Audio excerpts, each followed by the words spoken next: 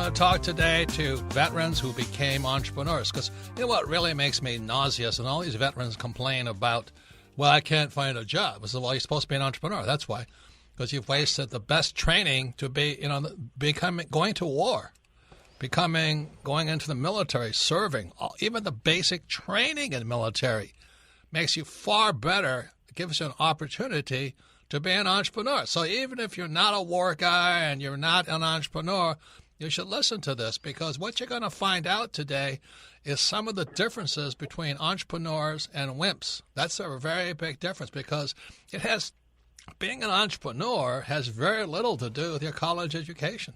It really has to do with what the military, regardless of branch or service, trains you to do. This also includes police officers, firemen, EMT people, people who must operate on basic emotion and physical and spiritual strength. And I have met so many MBAs who lack the basic necessity to be an entrepreneur, and that's called guts. They don't have the guts. And that's why a lot of times I just go at odds with MBAs who just want to manipulate numbers and manipulate stock price. So today, for those of you who want to know what the military does train you good for, to be an entrepreneur, we're going to interview two sets of entrepreneurs, and you're going to find out why the military is the best training ground for entrepreneurs. Any comments, Kim? Well, yes. Of course, I've never been in the military, so I'm anxious to hear from all of these people. But I have the entrepreneurial side. But you talk about the MBA, and we've talked on the show. The MBA, basically, they're training people in finance. They're not training people to be entrepreneurs, because if I'm gonna take a stab at this, I mean, in the world of war, in the world of military, it's about perseverance. It's about, as you say, guts. It's about resilience when you get knocked down, how you get back up. That to me is more the traits that are more important as an entrepreneur. So this is gonna be a great show. Let's get started. So you may know my military background is I had 4 years of military school and 5 years in the Marine Corps as a pilot, and that's the reason I'm an entrepreneur. It's the best training in the world. So I'm going to plug my latest book. It's called The 8 Lessons in Military Leadership for Entrepreneurs. So for those of you who are wondering, maybe I should quit my job. What is it going to take? What if I fail? What if I don't get that paycheck? Well, this is your program, and 8 Lessons in Military Leadership for Entrepreneurs, written by me, is for you. So today, our first guests are Eli and Jen Crane. They're the owners of Bottle Breacher. You may have seen them on Shark Tank, and they got a deal with the two best entrepreneurs on that program, Kevin O'Leary and Mark Cuban. Eli is a former U.S. Navy SEAL turned entrepreneur.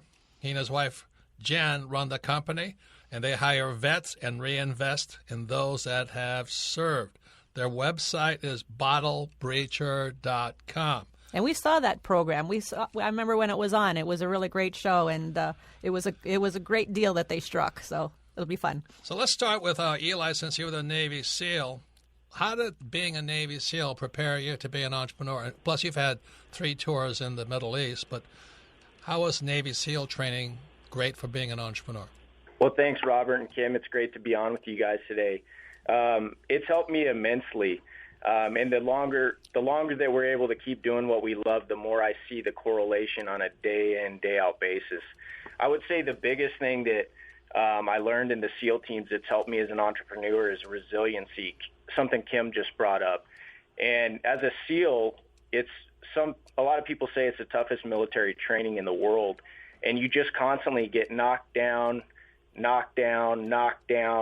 and you're constantly wet and sandy. You go for long periods of time without sleep. You've got people trying to get you to quit all the time, and it's kind of like being an entrepreneur. I mean, we're constantly getting knocked down as entrepreneurs. You think you're doing good, and you're saving up a lot of capital. The IRS comes and hits you, knocks you down, and there's so many correlations. With the resiliency piece, that's probably been one of the most valuable. And I think that that's one of the ones that separates the winners in entrepreneurship from the losers, is just the ability to run into the first obstacle or brick wall, find a way around it, run into the next obstacle the very next day and find a way around it, and continue to do that. So I would say resiliency is probably the the most important thing. And then another thing is sacrifice. As veterans, we're constantly away from our friends, our family, on deployments. We're constantly putting our lives on the line.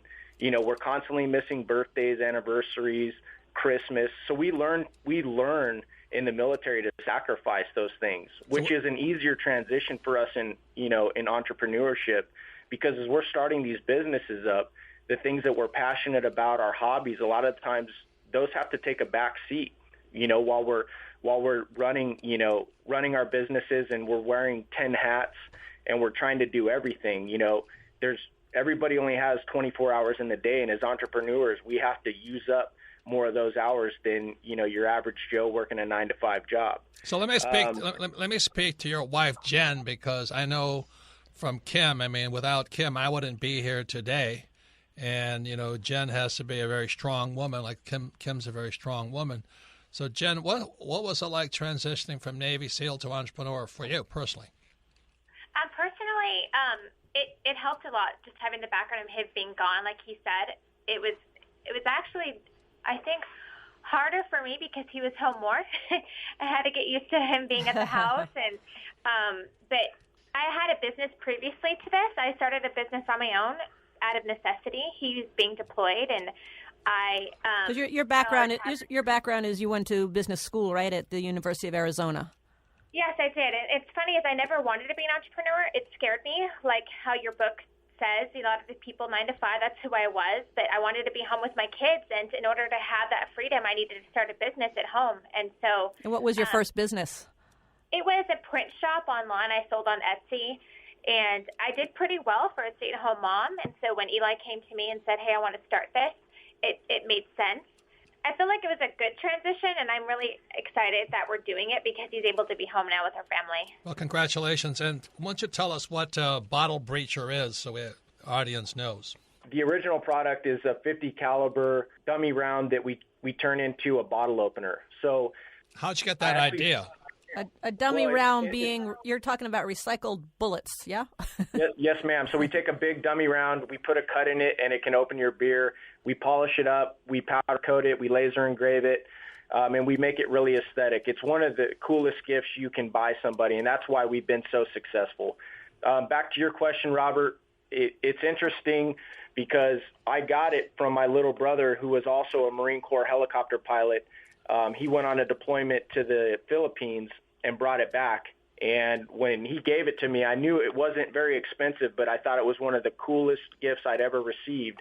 And so a couple years later, having my buddies come over, have beers with me, every time I'd break that thing out of the junk drawer, they would always be like, man, this is the coolest thing I've ever seen. Where can I get one? And, I'd never seen them in the States, and neither had anybody else. So, I had the idea just to, take an already cool product and just make it a lot better and, really work some branding into it.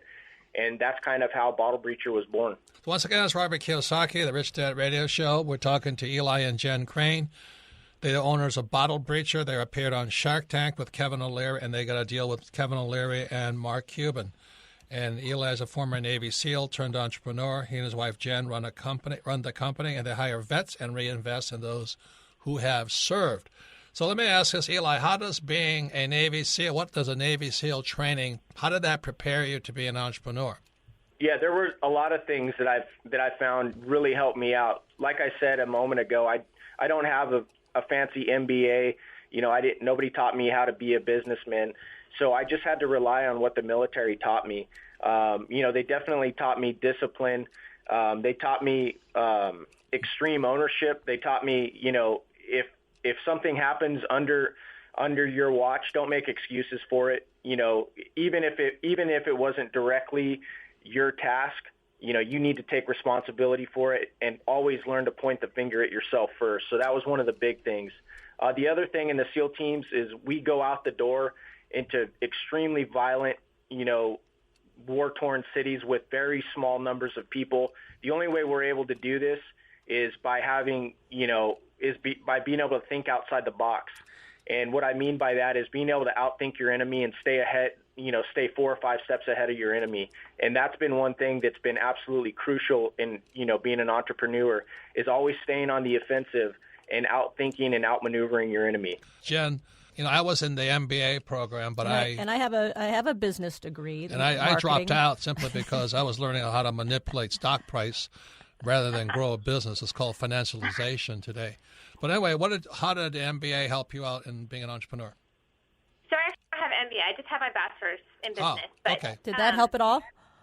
It definitely did. I have a banking background, and it's a perfect combination, I feel like, with Eli and I, because he's a lot like you. He tried school, I think, more than twice. It just didn't work for him. He needs to get out there and get his hands dirty. But I feel like at the end of the day, for our business, there has to be somebody sitting behind the computer, making sure everything is adding up. And so I do a lot of accounting and marketing here, money in and money out. I get to see it and how it works. And I feel like it helped me in my own way of being disciplined. For Eli, that was the military, and for me, that was school. Very good, very good. And I gotta add, I was watching this video of Kevin O'Leary, and he was talking about returns on his businesses, and he says he has 32 companies in his portfolio, and 52% are run by women. And he said, not some of my returns, all of my returns are coming from companies either owned or run by women. So with that, I thought that was. So, a lot of them too are moms, and I know a lot of them. And there are some wonderful people. Wicked Good Cupcakes and Honey Fund. They just know how to make it work. When the kids go to bed, you put a couple things up online, and I feel like you really know how to use your time wisely, set goals that you can achieve, and multitask. Once again, Robert Kiyosaki, the Rich Dad Radio Show. Today we're talking to Eli and Jen Crane. Their product is Bottle Breacher. You can go to their website at bottlebreacher.com. Today we're talking about war, what is it good for, but most importantly is the training young people get in the military that is the perfect training for entrepreneurs. The perfect training for entrepreneurs. And I know for me, it wasn't what I learned in school that made me an entrepreneur, because I went for my MBA and dropped out. I was just so bored. But it's basically like a finance school. That's all the MBA is called, financialization. It's how to manipulate stock prices, not about growing a business. So I just said I'm out of this. Eli was a former Navy SEAL, and his wife Jen is his business partner in it. So today we're talking about what you can learn, even though you're not in the military, and even though you have no plans on serving and you have no plans of being an entrepreneur, there's things that you can learn for your life that are applicable. Because I think what makes me really, really nauseous is when I hear about school kids, everybody gets a trophy today. I mean, we're training kids to be wimps, WIMPS. And what WIMP stands for is, where is my paycheck, sir? Where is my paycheck, sir? And it makes me nauseous. So that's why I wrote the book, 8 Lessons in Military Leadership for Entrepreneurs. You can get it online or your bookstore. But Kim is not a military person either, but she's had to deal with me all these years. And yes, I have. My friends. And our friends and all your crazy military friends. And they're all Marines and they're all gentlemen. And I would just say this, you don't have to be in the military to learn these lessons. And I've learned a lot from watching Robert and his friends and working with them. And our guest Eli and Jen Crane, Eli said it very well. There's things that he's learned and applied into his entrepreneurship background, and one is resiliency, having to get up from a setback. How do you keep going? Or sacrifices, doing what you have to do, not necessarily what you want to do. And so just understanding these things alone is what it takes. It gives you an insight into what it takes to be a successful entrepreneur. And if I could add this, that the first day at the military school in New York, the first word we are taught as young midshipmen is mission. What is your mission? And I think this is where a lot of MBAs don't get it, is because mission is spiritual. It's what are you willing to give your life for? And the average business school graduate, their mission is just to make money and screw as many people as possible. And that's why I have very little respect for most MBAs until I'm actually working with them. But when I'm dealing with military people like Eli, it's very easy to say, what's your mission? They know, because it's spiritual. Mission is a spiritual word. Same as the words courage, trust, integrity, discipline. They're very, very spiritual words.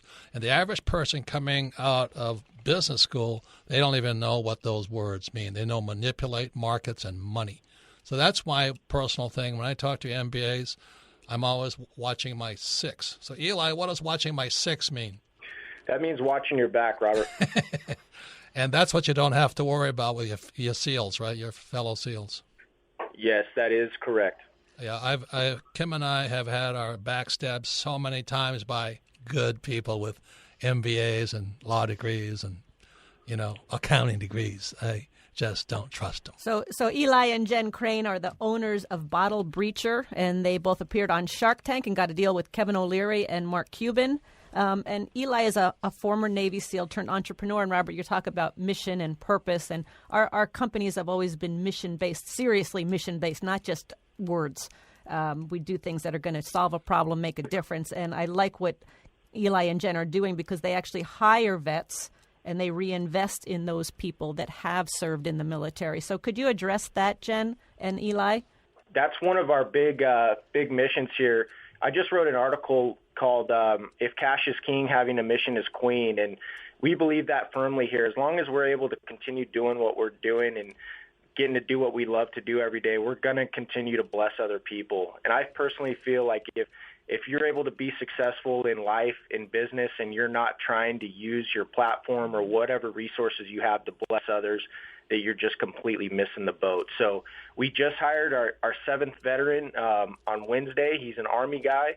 We're super excited about him being here, and we hope that as the years go by, we can continue to hire more, because that's been one of the hardest things for me to watch, Robert, is, my buddies and my peers who are super highly trained, high qualified people get out of the military and not be able to find work because CEOs and managers don't understand how their skills translate into the business world. It's even worse than that. Is that I met he was an Army Ranger, and he was the guy that went up and picked up Lone Survivor, in that whole episode.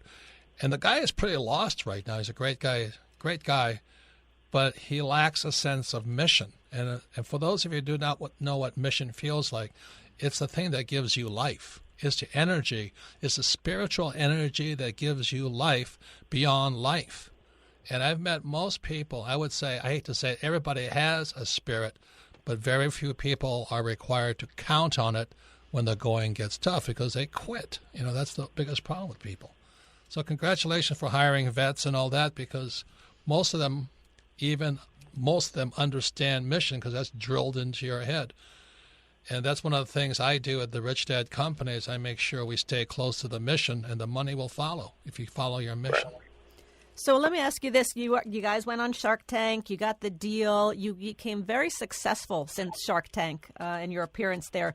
Has success, because you're selling a lot now, you're making a lot of money, has success created any problems for you? Because sometimes people think that failure is the problem, but oftentimes success is the problem. Right. If you've got to watch any of the episodes, any of the after, Beyond the Tank, Shark Tank shows, or any of our updates, you'll know that that's been one of the heavy themes of our business is, we almost drowned in our own success. And what happened? We went from making about 130 bottle breachers on a good day before the Shark Tank to having to make 1,500 to 2,000 a day after the Shark Tank. Now, anybody that's done their own manufacturing knows that that's not something that just happens overnight. So we had about a 3-month back order after the Shark Tank. And as you guys know, you only get so many chances with your customers. Right. Patience these days, we want everything now. So it was definitely a struggle for us to figure out how to innovate and to get faster at what we were doing in our production. But we were able to do that as a company. And I feel very fortunate as a company to have walked through that adversity because, I believe that's where you really grow as individuals and as a company. So I just feel we're in so much of a better place because we had to walk through that. And I would agree with you because my first success was a nylon wallet company, and success is expensive. Holy man. Yeah. I mean, we were growing, we couldn't finance our success, and that required me to go to a whole nother level of insanity. And as we're talking about, without military training at the academy and in the Marine Corps, I don't think I could have held together. I know my 2 partners didn't. One guy is his accountant, Stanley, and he ran. He just couldn't handle it. He just ran. The guy was such a wimp. that's what the military mission and discipline does. So, Robert, it's funny sorry, Kim. It's funny that you say that, Robert, because a lot of the times when, we're facing a tough situation here at Bottle Breacher, I remind myself, and it's sometimes lost on my staff and my team when I say it, but I'll say, at least nobody's shooting at us right now. At least we have a roof over our head, we have food in our stomachs, and we live in the greatest country in the United States. And when you really, go back to the basics and you think about your origins and where you came from as a veteran, it really makes the rest of your life gravy, and it's just such a blessing and an honor that I got to serve, and I wouldn't change it for anything. Nice, right. Very nice. So Jen and Eli, let me ask you this. You're working with Kevin O'Leary, Mr. Wonderful, and you're working with Mark Cuban. What are the most one great lesson you've learned from each of those men in terms of entrepreneurship? For me, with Mark Cuban, follow the green, not the dream, is really good, because I feel like... what does that mean? For me, it means at the end of the day, you think you could have the best idea possible, but if it's not going to bring in any profit, you can't sustain a business. And if you want to give back, first you have to make money. People don't realize that a lot of times. And so, for example, like if you have a new product and it's just not bringing in the return that you're looking for, it might have been your dream, but you need to move on to the next. What about you for Kevin?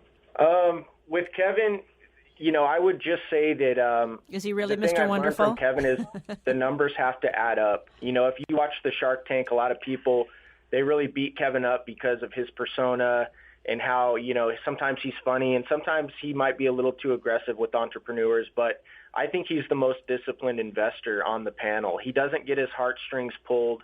Your numbers either work or they don't, and that's so important in entrepreneurship. Cash really is king, and if you don't have cash flow coming in, you're not going to be able to have a mission. You're not going to be able to bless anybody else. And I think that's one of the biggest things we've taken from Kevin is just that the numbers have to add up. Well, that's good discipline. That's why he always talks about, well, I'm telling them the truth, and the other sharks jump on him and all that. But anyway, I want to thank you and congratulate you for Bottle Breacher. How can people get your product? BottleBreacher.com. We're on Facebook. We're on Twitter as well, so you can reach out either way. Are you in retail? You know what? We are in small retail locations, like on military bases. We're careful with retail, but definitely direct-to-consumer is best, so BottleBreacher.com. So can you carry one of these on the plane with you? You can if you check your luggage. If you check your luggage, you can't carry it on. Not carry it. No, I would not recommend it. Some people have gotten away with it, but there have been a lot of people that have gotten held up by TSA, so I don't recommend it. I would think As so. they should. But 80% of the stuff gets through TSA anyway. loves us, so they get Christmas gifts when one of our buyers comes through. It's like, yeah, we'll take this from you and give it to my dad for Christmas. Hey, before we go real quick, Robert, I want to say thank you, man, for all the books that you've written and just the fact that you continue to make it your mission in life to educate those of us that don't have backgrounds in business. And you have made a huge impact on our business and really helped us form our strategy for how we're going to try and keep this thing moving in the right direction. So thank you, man. Robert, thank you so much. Kim, thank you so much. And we had a great time, and it was an honor. And we're talking about how the military trains great entrepreneurs. Because, as you know, the failure rate of most entrepreneurs is 9 out of 10 will fail in the first 5 years. And of that one that survives, 9 out of 10 of them will fail in the second 5 years. So it's really not about your MBA. It's really about your guts. And being a military academy graduate as well as a Marine pilot, I know is not my college degree that got me through the hard times of being an entrepreneur. So our guest, we had first a Navy SEAL. Now we have Jason Levesque. He's a former U.S. Army drill sergeant. He's become an entrepreneur. He owns Argo Marketing Group, which was started in 2003. It is now a multi-million-dollar national business. His website is argomarketing.com. Any comments, Kim? Well, I think you nailed it when you said this show really is about what it takes to be an entrepreneur. Because as we talked to our last guest, and I'm sure Jason will probably verify this as well, it's more the spirit and the resilience and the the spirit that it takes more so than anything to be an entrepreneur. It's not what you learn in textbooks, that's for sure. And just now, let's talk about I went to school in New York, U.S. Merchant Marine Academy, and the first word we learned is mission. What is your mission? It was drilled into us, just drilled it. Then the yelling and screaming started. So, as a former U.S. Marine drill sergeant, wouldn't you say being a drill sergeant, you're really training people to be entrepreneurs? Yeah, in a way we are. I got to correct you, Robert. U.S. Army drill sergeant. I can't be grouped in with those Marine folks. That would be a horrible thing. Did I say that? I'd lose my reputation. It's okay. Oh my just God! From where you're from. No. For those of you listening in, that's a cardinal sin there. And I must admit, the Marines think we're better than the Army, and the Army thinks we're better than the Marines. But one day in Vietnam, I had the opportunity, not one day, but I used to go and fly for the Army out of Marble Mountain. And I have tremendous respect for the Army. We thought we were better pilots than them, but I think they're better pilots than we are. But anyway, welcome to the program, Jason. And as a U.S. Army drill sergeant, wouldn't you say that's the basic training for an entrepreneur? It is great training for an entrepreneur. I mean, you really got to look at what you get trained in as a soldier in basic combat training. You're being trained to have discipline. You're being trained to be a leader. You're trained to really just go out there and do what most people think is impossible. And I look back at that old Army commercial, which was the reason I joined, but it still gives me chuckles. We do more before 8 a.m. than most people do all day. It's true. Yeah. And if you look at that and compare it to being an entrepreneur, the similarities are striking.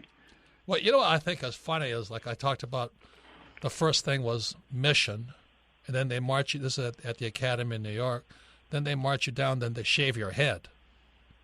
And immediately that's a shock because in the 60s, everybody had hair, and then you shave your head, and then they start screaming at you. I'm going, and most times today, if I raise my voice, it's politically incorrect and I won't get sued, Oh yeah, we see it. I see it now. Yeah, they're screaming.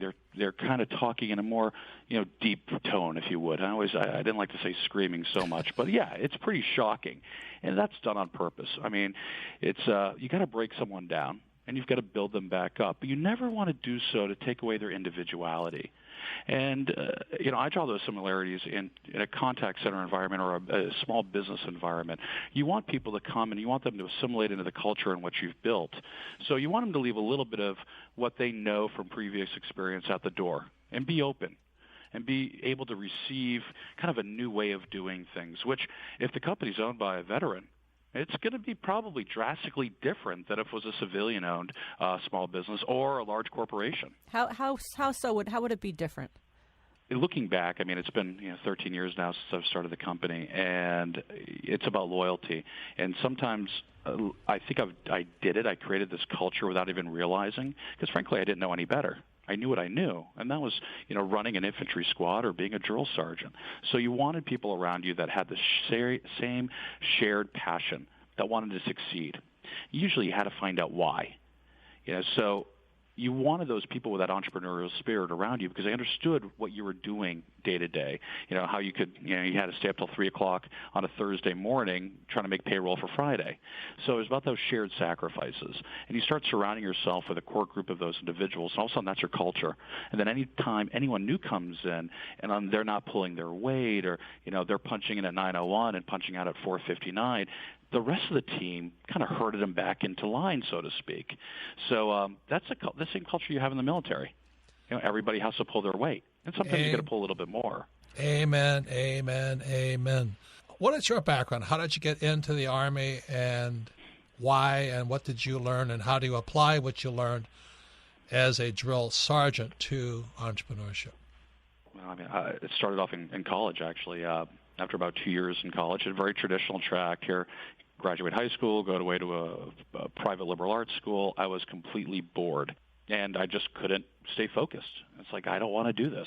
And then I remember the book I got that was something like Rich Dad, Poor Something. I can't remember the last word. And I look back at that book, and okay, I've got to do something and step out of my comfort zone. So I went to a recruiter. I joined the Army, and he says, "What do you like to do?" I like, hunt, camp, kind of like that. He goes, "Oh, you love the infantry." So that started an 8-year career there. Oh yeah, and I made his day.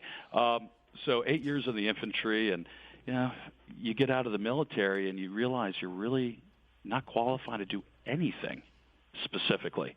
I couldn't weld or be an electrician, but I did have discipline, and I did like to work, and I was pretty motivated to start the next chapter of my life. Fortunately, I guess, nobody would hire me because I didn't have any skills. So I found a job working at a call center, and I started basically as a private on the phones doing the grunt manual labor, and I just kept building myself up until one day I'm like, you know what? I can go, and I can do this bigger, better, faster, and for less money. And I did. Could you explain what a call center is and does? In its very simplest form, it is a bunch of individuals that sit around and answer phone calls, and today, emails, chat, text, multimedia communication on behalf of a company that has customers. So it could be anything from a handheld cooking device that needs warranty service. Well, if you have a problem, you're going to pick up the phone and call the 800 number.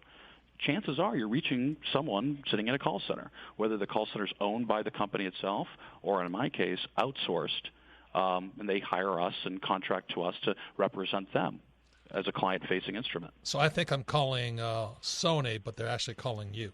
Correct. I hope. I wish. Actually, Sony's not a client, but I'm on my list. That can be arranged. Well, anyway, once again, it's Robert Kiyosaki of the Rich Dad Radio Show. We're talking to Jason Levesque.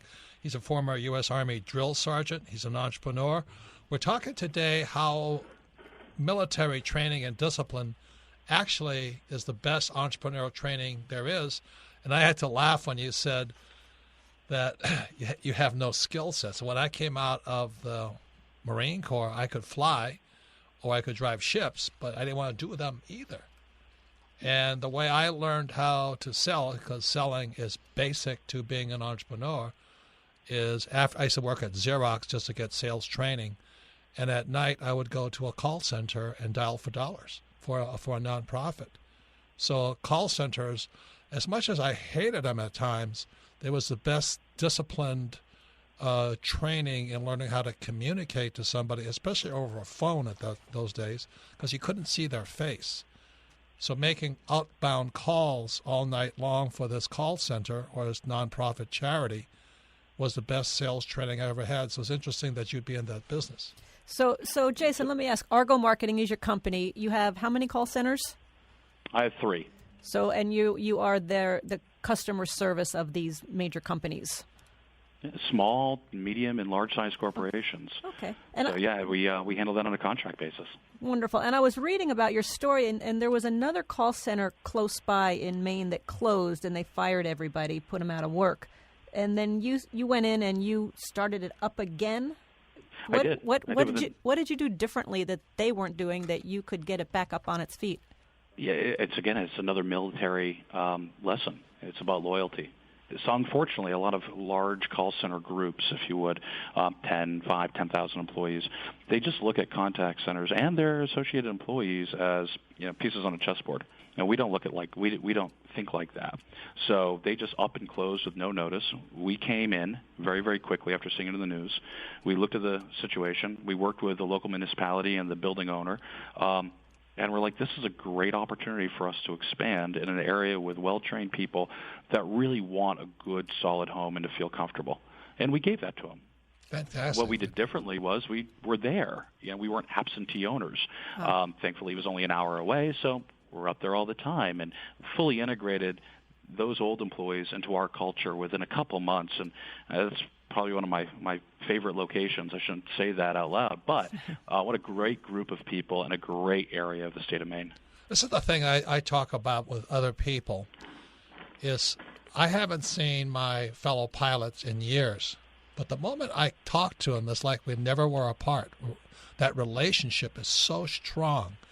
And are you saying that's what makes your program more successful, is that relationship, trust, and respect? Yeah, I think so. I really do. Again, I don't have much experience outside of, but I mean, very similar to you. If I see the guys in my unit, and I do bump into them, and we get together occasionally. Yeah, it's a great camaraderie. It's like we never were apart. And the same thing in the company. Some people come, some people go. It's part of civilian life, which has been hard to really wrap my mind around over these years. But overall, it's about Argo. It's about the company. It's about how we volunteer at soup kitchens, and hopefully one day our softball team will win a game. I mean, those are the things that bind us. And we all know, everybody in the organization has done the most simplest and basic job there. We all answer the phones. When those calls are coming in, even myself included, we'll answer calls. So we know what's going on. So there's a bit of shared sacrifice there that's very familiar to the military and people that are in the military. Congratulations. It's interesting. You also, our guest before you also talked about one of the biggest lessons was sacrifice. And in talking to somebody who is not in the military, how would you describe sacrifice? What does that mean? It's not just about laying one's life down. There's multiple layers of sacrifice, from having to get up at 3 o'clock in the morning or go 48 hours without sleep or not taking a shower for 30 days. I mean, there's a whole different layer, but it's all about shared experiences and everybody's sacrificing for something, sacrificing something. For a higher cause. For a higher cause, yeah. For something's bigger than themselves. Right. And that's something we say a lot here at Argo. It's like we're doing this because we're trying to build something that's bigger than any one individual, and myself included, something that the community is proud of, that our children are proud of, that's going to help us raise ourselves to the next economic level, the next socioeconomic strata. And our employees are buying homes, and some of them get off public assistance. And some of them, God love them, leave the company and start their own company. That's great. Hopefully not a competing company, but still, they're adding to society. It's something bigger than just us. Congratulations. One last quick question. I hear a lot of complaints about this millennial generation. What have you observed? Really, I think we need to bring back the draft. Yeah, I mean, this could be a whole another show. But I will say that I'm not going to say millennial generation or not millennial generation. I'm not in it, I guess, but that seems to be almost an arbitrary line. I will say this, though. Not everybody gets a trophy. Yes, there you go. Sometimes life sucks. I know. Mm-hmm. But it's what you do about it that really is the measure of the person. And in the face of adversity, you can either fight for what you believe in or you can flight. Right. What I see happening is they just say, screw it, excuse my language, and flight. They leave. Well, that's not the best way to do it. If there's something that's bothering you or there's something that's going on and you can't solve it, ask. Because, again, we've all been there before, including myself, so it's okay to ask. That's what I see. It's too easy to quit. And somehow, some way, someone is allowing them and telling them that it's okay to quit. Is there a different way you train a millennial, or are they the same, or are humans humans? We don't have a different way to train millennials. Okay. I think probably because nobody has figured out how to train them. There you go. And I think that at one point the millennials will hit a certain point in their life when they realize that everything that was promised to them by others is not going to be actual or factual. It's not going to come to reality. Right. They're going to have to buckle down and actually work. But training is training. You have to be able to grasp everything, and you have to have soft skills. And I think maybe that's the biggest difference, frankly, is soft skills. Do millennials have what it takes to dress appropriately to work, to wake up on time, and know if you're scheduled at 9 a.m. to be here at 8:56, ready to go? There is such a strong sense of team, camaraderie, pride, dignity, honor that I didn't find in traditional, business school. Business school is just about making money and screwing people. That's all I learned. That's why I wrote the book, 8 Lessons in Military Leadership for Entrepreneurs, is because the military, regardless of branch of service, trains the best entrepreneurs possible. Any comments, Kim? Well, this has been an eye-opening show. And again, it goes back to it's not the product, it's not your service. What really it takes to be an entrepreneur is that spirit, that heart, that resiliency, that sense of purpose. That's much more important than your little gadget. Yeah, and it's not your college degree, because you can hire those. Yeah. And what else is important is if you're an employee, this is a great show. If you're an employee, to understand what it takes on the entrepreneur side to be better able to serve your company and your business. So anyway, that's why thank you for listening to this program. So this is Ask Robert. So you can submit your questions. So askRobert@RichDadRadio.com. Melissa, what's the first question? Our first question today comes from Bridget in Colorado. Favorite book, Rich Dad, Poor Dad. She says, Robert, would you be a successful entrepreneur if you hadn't joined the Marines? I doubt it. I doubt it very, very much. I mean, one of the reasons I went to military school, well, first reason is because my poor dad said he wasn't going to pay for me to go to school because I was completely worthless. I was a surfer. And then the University of Hawaii turned me down, and they don't turn anybody down, but they turned me down. So I kind of wound up in military school. And as I was saying, to Jason, the first word they pound in your brains in New York is the word mission. And then he says, we don't scream, but they screamed at me. They line you up downstairs, and they call you every name in the book. They want to know if you're going to crack within that first hour, and a lot of guys did. Then they shave your head, and a lot of guys cracked after that. Then they take all your clothes away, and they make you wear these ugly little military clothes, and they keep screaming at you the whole time. And if you don't crack, they're upset. They'll push you harder. They'll call you every name in the book, physically, mentally, emotionally, spiritually. So as I said, if I hadn't gone to military school and hadn't gone to Marine Corps, I might be in jail like a lot of my classmates because they went into drugs. And Robert, let me ask you this, because Eli and Jason both talked about discipline. I mean, their military training gave them incredible discipline. My guess is before the military, did you have that discipline? I don't know if I had it. I think you have it, but you have to be in the environment to have that discipline. Environment's very, very important. Like you can put me in a classroom and I don't do well there. Put me on a football field, I'll do pretty good there. So environment brings out your talent and your genius. I don't do well in corporate. I worked for Xerox for 4 years. It was great training, but my spirit was dead in there. I died every day I went to work. And I'm sure a lot of you guys die when you go to work, too, because your spirit's not coming alive. You're there just for the money. That's not spiritual. So the one thing I learned about myself was the importance of having tremendous friends. There were no women at the time when I was in the military, or at least they weren't around us. And so it is a band of brothers. And I never had to worry about somebody shooting me in the back. But in business, that's where they shoot you. Every day, twice on Sundays. Next question, Melissa. Our next question comes from Kyle in Bozeman, Montana. Favorite book, Midas Touch. It says, how do you vet and assemble your team? Are people always pitching you to be on your team, or do you seek them out? For example, did Ken McElroy ask you to be on your team, or vice versa? I don't think we asked or talked. We just started doing business together. But the question is, there's a lot of people. I'll just have a warning to you. Kim and I hear every day, I'm Robert Kiyosaki's advisor. I'm Robert Kiyosaki's advisor. Look, if you want to know who my advisors are, just go to my book, Second Chance. Their pictures are in there. So the question is it takes time to become an advisor, because we've had a lot of people who claim to be advisors, and they were the biggest crooks I've met. Right, Kim?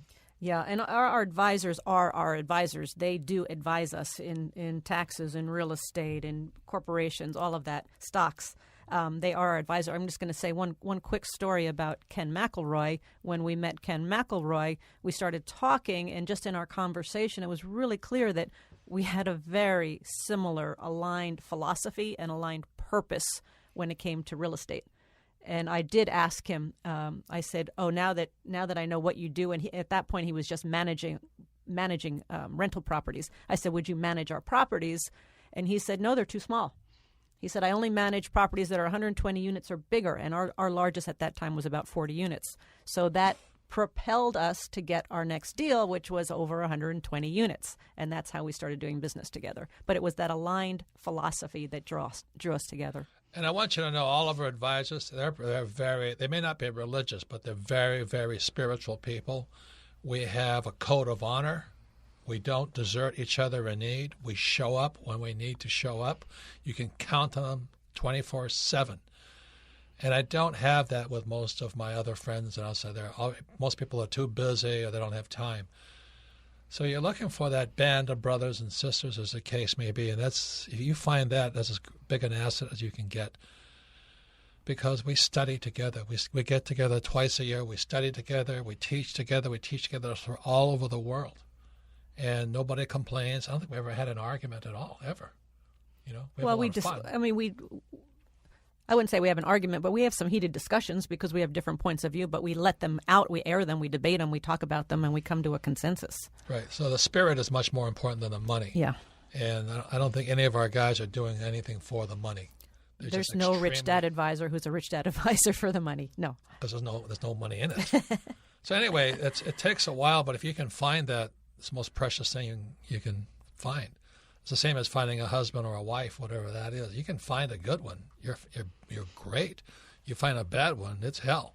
So next question, Melissa. Our next question comes from Ben in Kentucky. Favorite book, Rich Dad, Poor Dad. He says, what is the one skill you think is essential when starting a business? I think we talked about it. The number one thing for me is, what's the mission? Why am I starting a business? You know, a lot of times when I watch Shark Tank, they got this hot product. They're going to make a lot of money. It's kind of my prejudice. And I've started companies and products just to make money, so I'll be upfront with that.